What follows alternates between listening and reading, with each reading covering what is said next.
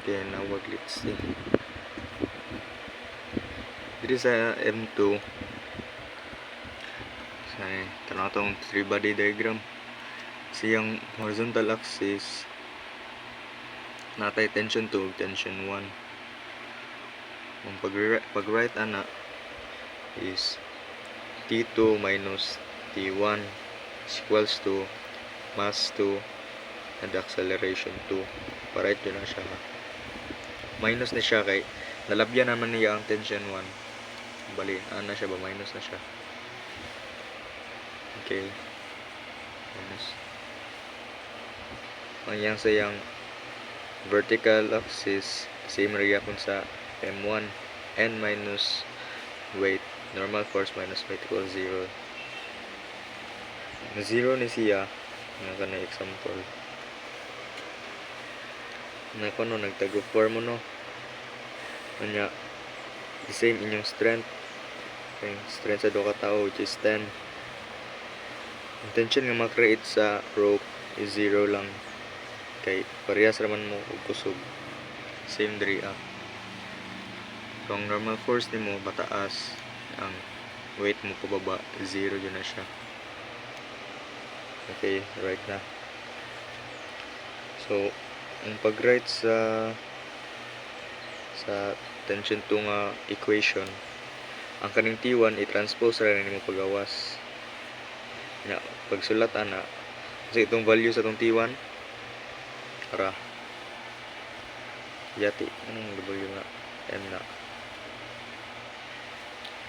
M1 and A1. So ibutang i-substitute ra nato diri sa equation sa T2 which is T1 mo ni value sa T1 M1 A1 plus M2 and A2. Gets. Sa M3 na. Di sa M3, same area po niya sa M2. Which is kuan. Ang T3, naka-minus na siya sa T2. Kaya nalabyan niya ang T2. Okay, niya. Para T3 minus T2 plus 2 M3 and acceleration 3.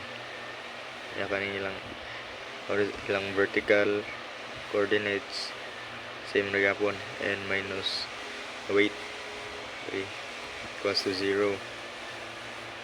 So pagsulat sa equation na transpose ra gyapon nimo ang tawag ni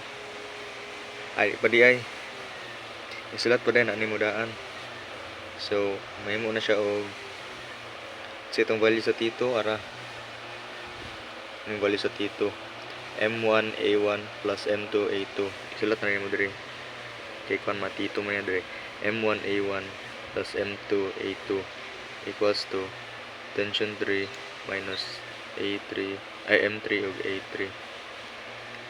Next, ang kaning M3 ug A3 i-transpose na mo diri para makuha na to ang value sa acceleration. Transpose, so may mo siya ganoon ni T3 equals M1 A1 plus M2 A2 plus M3 ug A3. Pagkuha sa acceleration, gamitan na mo kuan, i-divide lang na nimo siya both sides by M1 ug M1 M3 ug M1 M2 ug M3. So cancel out na siya diri cancel. May bilin ang A na lang ug ang T3. So, pila ang value sa T3 gani sa given 12 newtons. Nga, pilang value ng M1 175, 2.65, 4.4. Calculate na to. 12 tons 1.75 plus 2.65 4.4. na mali 65. So 1.36. Ang unit ani is meters per second squared kay acceleration man ginapangita. Anya kaning sa T1 sing ay na naman tayo ko ano na determine naman itong acceleration. Waon na to ang value sa tension 1 ug tension 2.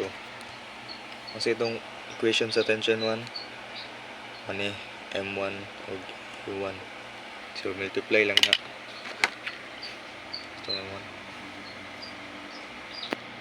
1.75 times ni acceleration 1.36 2.39 newtons yan value ara tama 2.38 ang sa T2 gamiton daw itong equation sa T2 para M1 A1 plus M2 and A2 okay, calculate natin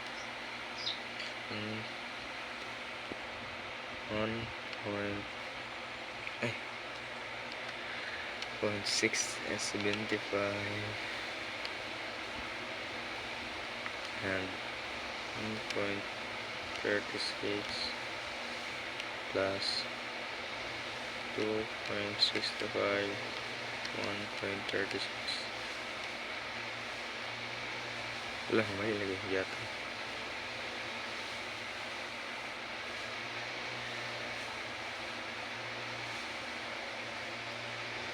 jadi plus ada ini sila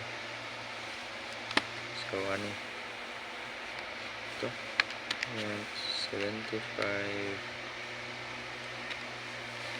plus ito